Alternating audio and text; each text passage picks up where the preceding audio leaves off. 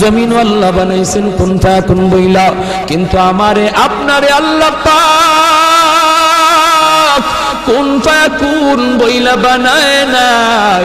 আমাকে আপনাকে যখন আল্লাহ বানাইছে, খালাকতু বিয়াদাইয়া, আল্লাহ বলে আমি আমার নিজের হাত দিয়া বান্দা বান্দিরে বানাইছি।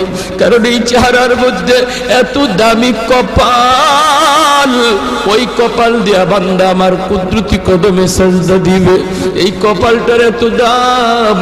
এই কপাল কুন ফায়াকুন বললে হয় না, এই কপাল ফেরেশতাদের হাতে বানাইলেও হয় না, আমি আল্লাহ নিজের হাতে বানাইছি।